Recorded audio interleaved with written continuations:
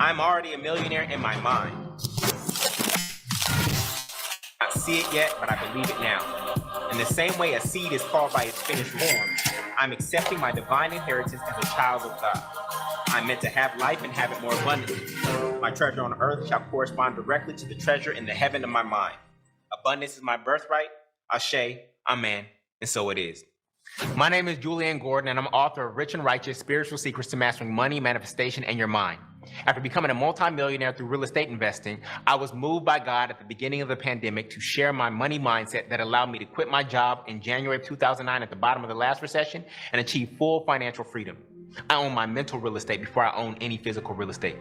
This book is like some of your favorites: Rich Dad, Poor Dad, As a Man Thinketh, Think and Grow Rich, and the Bible all in one. But the divine downloads and thoughts that are in here are 100% original and came for a 6-month period at the beginning of the pandemic. This book is normally $100 on Amazon if you went there right now, but I want to give you access to it for free by inviting you to our next reading group. Yes, the reading group is 100% free. Every weekday for 100 days straight, I'll be reading and discussing the 10 money commandments in the book that make money come to you in your life easily, more frequently, and abundantly. And it will take about 30 to 45 minutes as we read 3 to 5 pages per day until we finish the book and reprogram your mind around money. Why 100 days? Well, if you are 30 years old, you've lived for 10,950 days.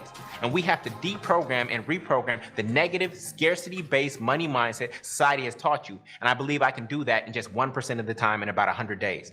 I'm done with shelf help. You know, when you buy a book to change your life, but you never read it, it just sits on your bookshelf and collects a whole bunch of dust. We off that.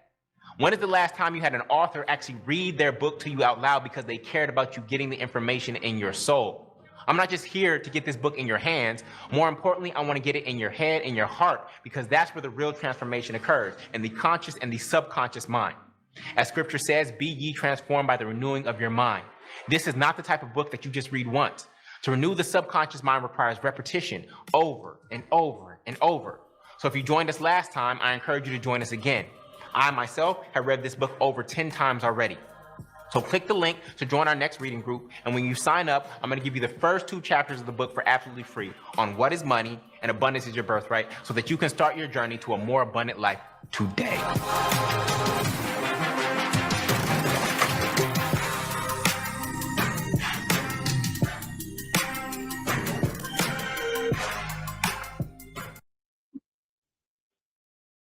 What's good, everybody? This is your boy Thavian coming back at you with another day of the reading of the Rich and Righteous. We're on day 40. Welcome back to all my return readers. If you're new and you're just tapping in for the first time, this is the 100-day challenge of the reading of the Rich and Righteous, where we are reading Julian Gordon's book on how to reprogram our minds to attract more money. All right, man. Day 40. Is it expensive or is it expansive? Now, I go ahead and tell y'all, man, from the first time I read this during my last challenge, I'm always asking myself this question. Anything I buy or purchase. But we're going to go ahead and get day 40 started, man. If you're new, please go back and check out those previous readings, man. Get caught up. Once again, we're reprogramming our minds to attract more money. Glad you tapped in. The information in this book is valuable, and I just want to share it through a book challenge. The gems and nuggets I received from the first challenge have been resonating with me, and I apply them to my everyday lifestyle and principles, and they work. So I want all you guys, I want it all to work for you as well. So definitely tap in, man. And that's why at the end of the readings, I always ask, did you get any takeaways? Those aha moments. Those are those takeaways that I need y'all to jot down in the description section or the comment section of the YouTube post. All right. And if you don't have a book, man, there's a link in the description section of the YouTube post. Go ahead and click that link and grab your book, man. Even once this challenge is over, this book is going to be valuable to you. I'm going to get day 40 started, man. Day 40. So we're on page 283. We are always seeking to resurrect and elevate energy into a higher state. That's what we're really doing. And we know that Christ consciousness is the highest state of thinking from our conscious mind. And so we're always trying to elevate. We're just meant to have the mind of Christ, right? So when Christians say, what would Jesus do, right? Or Paul writes, we are meant to have the mind of Christ, or New Age folks say Christ consciousness, you realize that we're all saying the exact same thing in different ways, right? We're trying to elevate. We're trying to have the mind of Christ. We're trying to reach our peak, right? Because when the devil was tempting Jesus, or Satan was tempting Jesus, if you want to see that as allegorical or literal, where did Jesus go? Where was Jesus taken? To the top of where? The temple.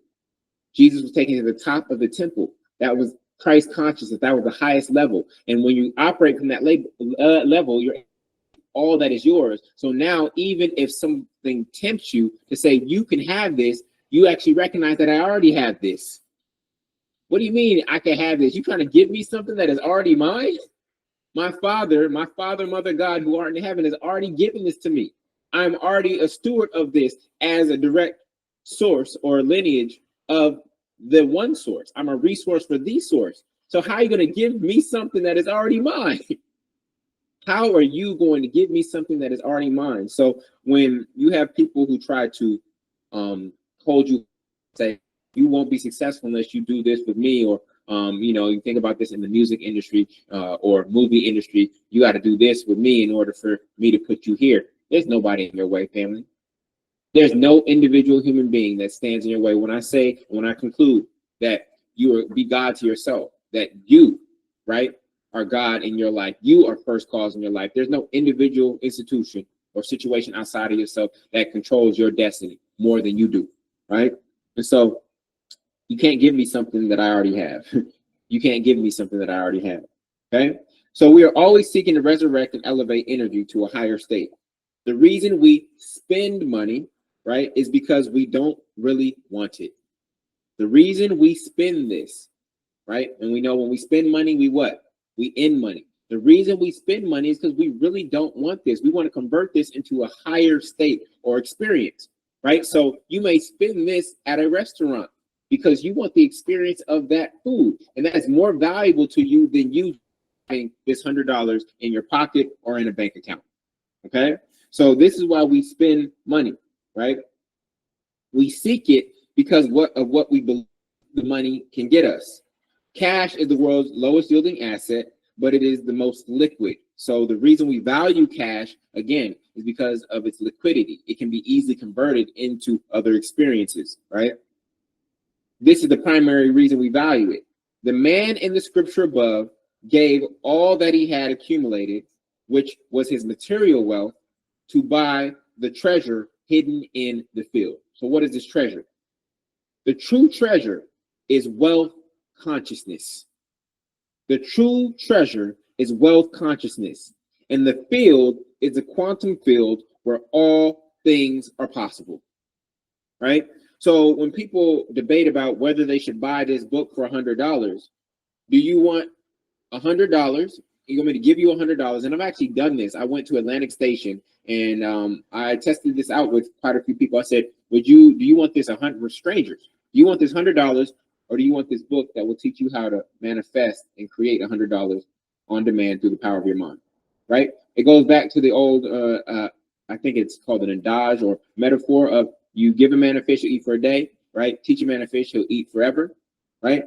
So the true field is wealth consciousness. I will happily give up this to know how to produce this anytime that I desire it or need it, right? And so that's why I actually charge $100 for the book.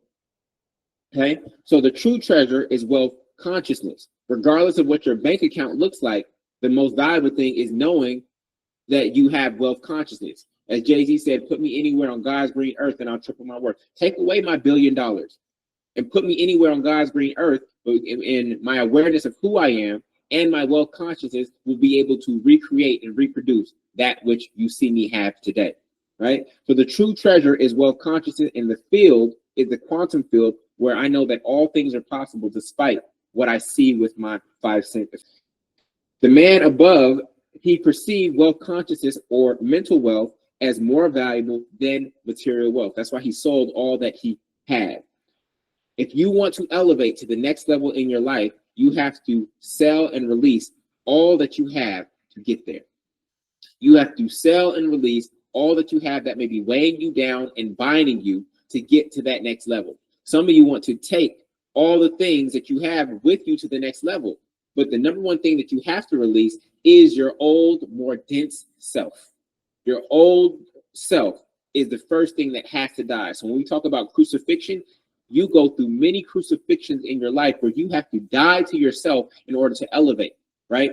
You used to date in this way, right? You thought it was just about exchanging gifts and kissing and things of that nature. You thought that that was love. You had to die to self. You had to die to self to realize that love is actually something different than that, or that's an aspect, one aspect of love. Then you elevated to here, then you elevated to here, and hopefully you keep elevating to higher and higher states and awareness of love. The same thing with money. You thought that money was just something that was meant to be saved, so you were operating here, right? Then you realized that you were losing money due to inflation, and you weren't getting it paid anything by the bank, and so then you elevated to here. Now I want to use this, I want to invest this, and now I realize that not only do I invest it, but I actually can create it. And the greatest currency is in me, and you continue to elevate in your wealth consciousness, right? And when you elevate, you can see more possibilities than before. So the quantum field, right, is where all things are possible, where I'm able to look at money and I'm able to look at life and the experience that I'm having from the highest mental state possible, from the top of my temple, okay? So he perceived wealth consciousness or mental wealth as more valuable than material wealth. You can teach a boy how to fish, but even more powerful than that is owning the pond where all of the fish are. Owning the pond is what we call wealth consciousness. Owning the pond is what wealth consciousness is. So everybody's type, I own the pond, okay? I don't just want to fish. I don't just want to know how to fish. I want to come into the awareness that I actually own the pond, that all things are possible for me in my life when I step into that awareness. That is wealth consciousness, right? Because if my mother, father owned the pond, then guess what? I own the pond. If my mother, father owned the pond, then I own the pond. So in order to use the stored energy you've been given at the highest level in your awareness, you have to know the difference between expensive and expansive. Something is expensive when the money leaves you and it never comes back. This is why some of you have been working for 10, 20, 30 years and you don't feel wealthy, is because you've been purchasing things on expensive things. You get one use out of the money. You spend it, and when you spend money, you end money, and it never comes back to you. Many of you right now, if you were to transition or to die, you would only leave behind some clothes, some furniture, and some electronics, and maybe a car.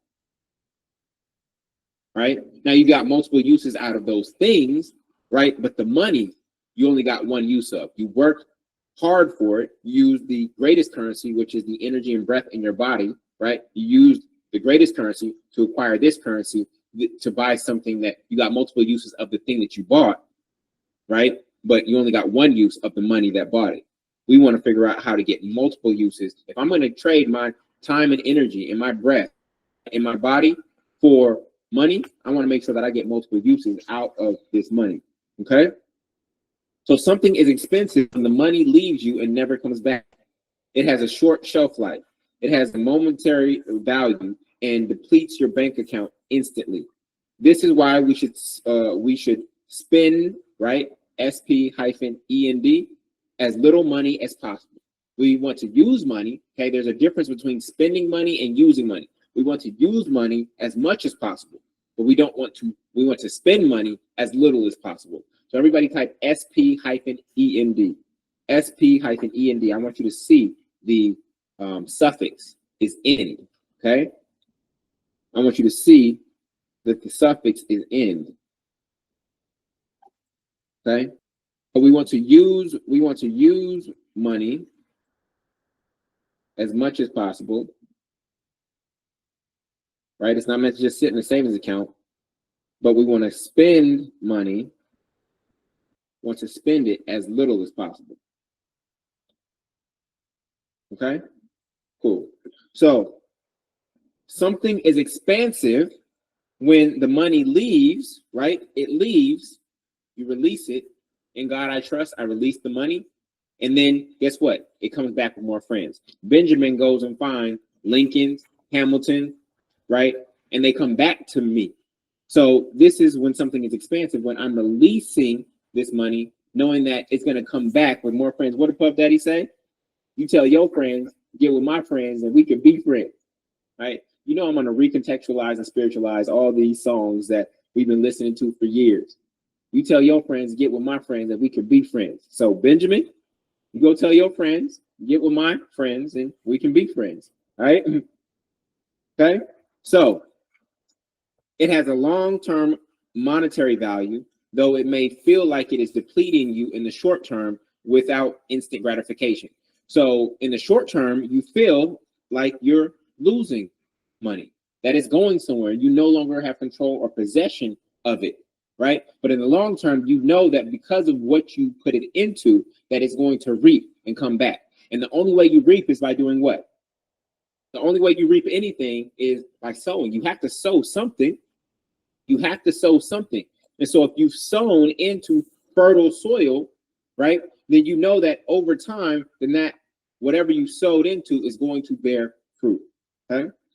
As we discussed earlier in commandment number 1, everything costs time, not just money. Everything costs time, not just money. So let's look at a Black Friday deal on a 50-inch flat screen TV through the lens of whether it is expensive or expansive. Remember, everything costs time, not just money. Okay. So let's just say that the TV normally costs $1,200, but there's a Black Friday doorbuster for you to get it for just $400, right? From a monetary perspective, it appears that you are saving $800. From a monetary perspective, it appears that you are saving $800. Now, if you only earn $20 per hour, you just save yourself 40 hours of work. $800 divided by $20 per hour equals 40 hours of work, right? So you're like, 40 hours, that's a whole work week. If I go buy this TV, I just saved myself a whole work week, okay? That is an entire week of your life back if you take advantage of this doorbuster. But what is the actual cost of the TV, family? What is the actual cost of the TV? The true cost of a TV is all of the wasted time you will spend paying attention to the programs it offers. That's why they call it pay attention, family. That is the true cost of a TV.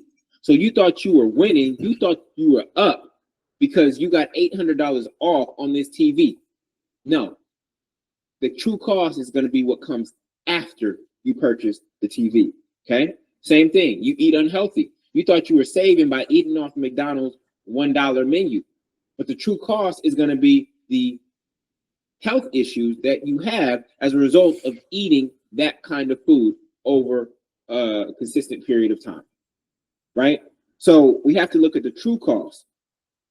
You can't, and what does that do? That'll shorten your time here on earth, and time is your most valuable asset, right? You can't afford to pay attention to an actor or athlete's life. You can't afford to pay attention to an actor or athlete's life. Some of y'all know more about what's going on in celebrities' lives than you know about your own life. You know what they doing, who they dating, what happened in their relationship. Some of you know more about celebrities' lives than you know about your own life. Make that make sense. Reality TV, right? You can't afford to pay attention to an actor or athlete's life. The average American spends over 4 hours per day watching TV.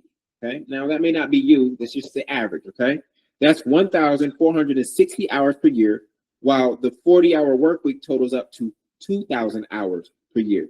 Okay, if you get 2 weeks of vacation.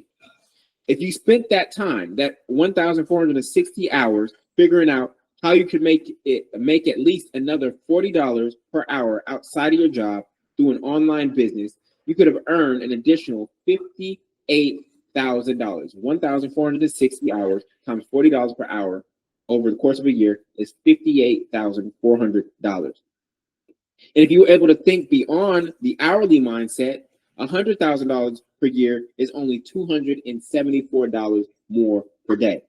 So if I did not buy that TV, right, and was paying attention to it, and I use all of my thought energy, this 1,460 hours of thought energy, to how can I make $274 per day, whether I wake up or not, whether I do something or not, right? Which is $100,000 per year. Imagine that, okay? $100,000 per year is only $274 per day, which is only $11.42 per hour, which is only 19 cents per minute. In 1,460 hours, do you think you could find an idea that could pay you at least 2 dimes per minute? I think so. If you said no TV for the rest of the year, I'm going to use this 1,460 hours to sit with myself, to observe the world, to observe where I could be a blessing to people in a way that generates and brings and draws unto me at least 2 dimes, 19 cents per minute, even when I'm asleep. That would be $100,000 per year, family. See, this is a completely different reframe. It's looking at how you are utilizing your time. The true cost of that TV is not the $400 that you get at the doorbuster. The true cost of the TV is the time that you're going to spend watching it. In that time, right, that you are paying attention to something else in somebody else's life or what's going on outside of you. You could have been focused on what's going on inside of you and how you could actually be a blessing, a greater blessing to your fellow brothers and sisters, to the other children of God in this world, and how you could serve in a way that only yields unto you 2 dimes per minute. 2 dimes per minute.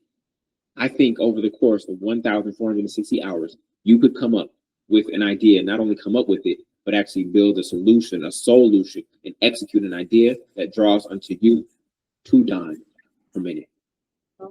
Okay? I've seen people on the subway, right? People are bored on the subway. They're going to a job that they hate. They want some entertainment. I've seen kids on the subway generate 2 dimes per minute by dancing, doing tricks, singing, etc., playing instruments. 2 dimes per minute. Now, could they do that 24 hours a day? No, right? Because you have to sleep. But at least they are out there trying. They're out there being a solution. See, being a solution doesn't mean like somebody has a real problem. They realize that being on the subway is boring. People are going to places that they hate. They're packed up in this little can, right? And they need a smile on their face. And so now, does everybody on that subway car give them money? No. But there are enough people that make it sustainable enough for them to continue to do it. Because then they just go to the next car, and the next car, and the next car, and they ride that subway up to Manhattan, right, to Harlem, and they ride it back down to Brooklyn. They do that a couple times, and you'll be surprised at how much money flowed to them because they brought joy to people in a moment where they weren't feeling that great, or they just they enjoyed the show, period, right? You have that power and that creativity inside of you. Remember, money is not the issue. It is your mindset and your creativity, okay? So bottom of page 284. Based on the old way of thinking about money, you thought the TV was inexpensive because it was on sale at a 63% discount. But you already know that a major electronics company wouldn't sell something for less than it cost them to make, market, and distribute. So did you really get a discount? When you learn to see this purchase through the lens of expensive or expansive, you realize that this TV initially appeared to save you $800 financially, but it actually cost you $58,000 in additional income. If it lasts for 5 years, okay, let's say this TV lasts for 5 years. You see, I'm not using this TV to watch it. I'm using this TV to share with you. So I'm using this TV for a completely different purpose. I've never watched this TV, okay? Right? This TV is expansive for me, where somebody else could use it and it's expensive for them. They're watching it. I'm using it to be watched. They're watching the TV. I'm using it to be watched by hundreds and thousands of you over the course of this reading. Now, you are watching me on a computer screen or a TV, but you are ingesting and digesting information that is transforming your life. So there are ways, like even if you are watching a TV, based on what you watch on it, also has a huge impact on how expensive or expansive it could be. It all depends on the intention and the way that you use it. Like you could go get a fancy car, right? But are you using that just to show off to people when you pull up to a party or to a restaurant in VIP? Or are you using it to promote your business? Is your logo on the side of it? So it's the same exact thing, but the intention behind how that person is using it actually determines whether it is expensive or expansive. Are you understanding? Okay, so it's not necessarily the thing, right? It is actually how you use the thing that you purchased that determines whether it is expensive or expansive. Is this making sense? Okay. So if this TV lasts for 5 years, and again, we're talking about the average American. You all are not average. You all are not average. Okay, average American watches TV 4 hours per day. Okay. If that TV lasts for 5 years, the true financial cost of that TV is 58,000 times 5, which is $292,000. $292,000, $250,000 lost because that person's thought energy was being sucked into the TV as opposed to them churning that thought energy within and then using it to produce something outwardly for the world to benefit from. Okay. And when the TV is no longer useful after 5 years, you will not have expanded your personal, intellectual, social, and financial capital at all because of it. You are using the screen, whatever screen you're watching me on, you're using it to expand your personal capital, which is your awareness of who you are, your intellectual capital, which is what you know, your social capital, which is the community you're building in the chat and at Rich and Righteous graduation, and of course, your financial capital by learning all these different ways to manifest more money in your life. So you're using this screen that you're on right now, right, to actually expand yourself. But the average American, which you are not average, you are extraordinary, right, is using the TV in the wrong way, thinking they're getting a discount on Black Friday. Now, we just used this Black Friday example, but this applies to any purchase you have. Anytime you're about to pull out your credit card, your debit card, or cash to pay for something, I want you to ask the question, is this expensive or is it expansive? Is it expensive or it's expansive? And if you have any doubt in your mind, if it's expansive, then it's likely expensive.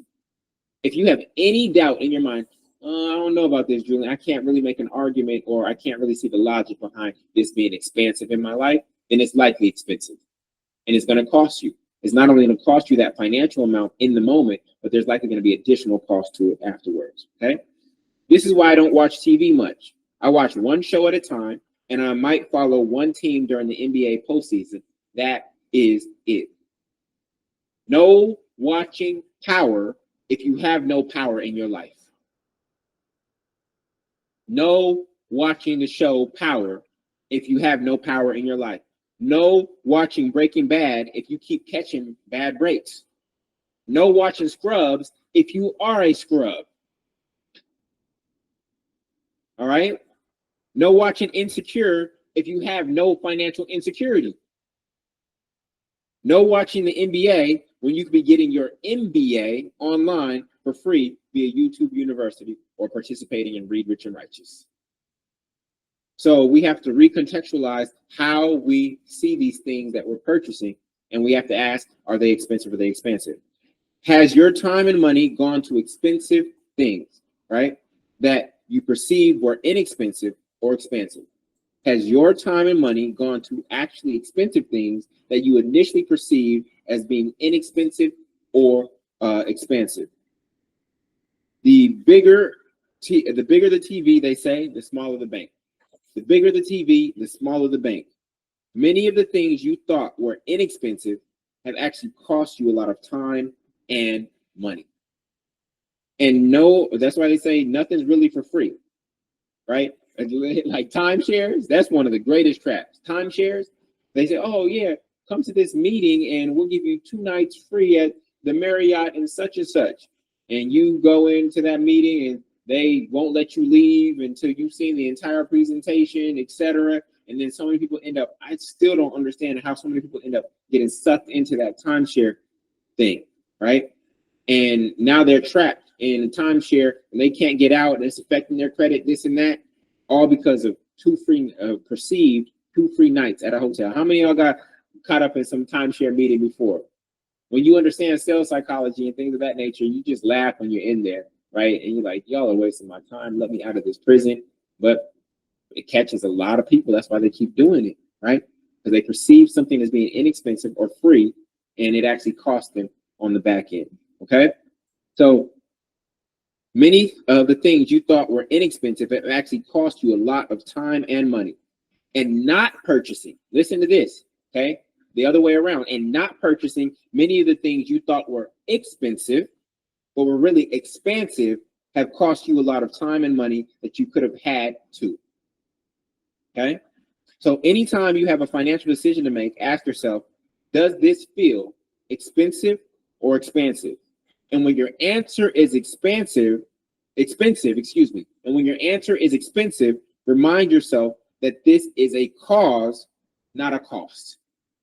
This is a cause that will have a positive effect in my life, not a cost that will have negative effects. That's the difference between a cause and a cost. We live in a universe that is governed by the law of cause and effect.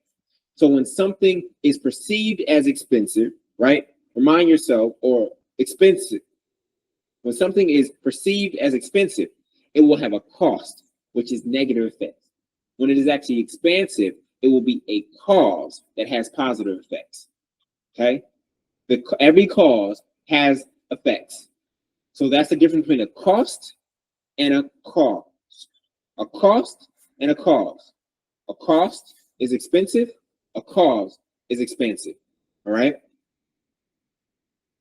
When your answer is expansive, remind yourself that this is a cause that will have positive effects, not a cost that will have negative effects in my life. All right? So that simple questioning will change the way you use this. Anytime you pull out your debit or credit card or cash, and you're about to put it towards something, ask that question. If it's expansive, right, it will be a cause that has positive effects. If it is expensive, it will be a cost that has negative effects in your life. All right. So today's reading was short. It was only 3 pages. I went in a little bit more beyond just the text, but that concludes today's reading. So much richness here, and we went deep on the example of the TV. But I want you to think about all the purchases that you made, the ones that come up today, the ones that you've made recently. If you need to go look at your bank statement and just look at, hey, where has my money been going in? Are these things expensive or are they expensive? Am I using my cell phone just to gossip and to chat and talk to people, and there's nothing fruitful coming from my conversation? You'll notice that rich people don't just hang out on the phone, y'all. Or am I using this cell phone to actually do something positive in my rich conversations, right? Am I learning? Am I checking in on those that I really, really love? Am I staying connected, right? How am I using this phone, this device, right? That will determine whether it's expensive or expansive. So look at all of the purchases that you've made, right? And how you've been spending money. Are you spending money? Are you using money? Is it expansive or is it expensive? Is it a cause or is it a cost? And that will determine if you continue to make more decisions that are expansive, right? If you use money in a way that is expansive, over time, you do that consistently, and it will create wealth for you. All right? All right. This concludes day 40. Day 40 is officially in the books. What are your takeaways? I'll go ahead and tell y'all, man, the takeaways that I want you guys to document after this reading, based on Julian's definition of expensive versus expansive. I want you to go back into your history memory book and document one expensive purchase you've made and one expensive purchase that you made. You know, when it's expensive, the money leaves you and never returns.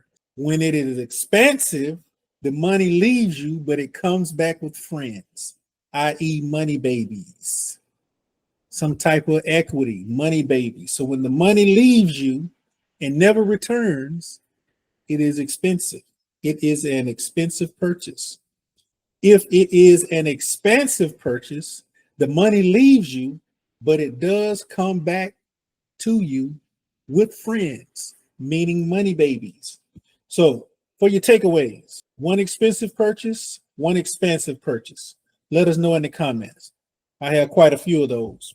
And at the end of the reading, he also mentioned that some people have not purchased some things that were expansive, but they thought were expensive. And I know there are a couple of people for my investment group in the Patreon. We still have a lot of people that have not purchased the course because they say it is expensive. When we know, because we have purchased the course, it is expensive because we have learned the information, and the information in there has caused us to bring in more money, more cash flow, more wealth.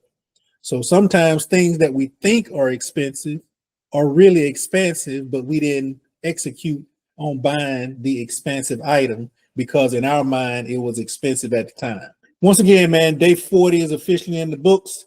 This is also the end of money commandment number 7. Money commandment number 7 has been very powerful. How the rich and righteous use money. So definitely go back through money commandment number 7, all the uses of money that we need to incorporate to build wealth. Day 40 officially in the books, man. If you're new and this was your first time tapping in, make sure you click the link below, man. Go ahead and grab your book, man. This book is powerful. Even when this challenge is over, you should still want to have this book in your arsenal to always refer back to. The 100-day challenge of the reading of the rich and righteous, where we are reprogramming our minds to attract more money. Day 40, man, officially in the books, man. Salute.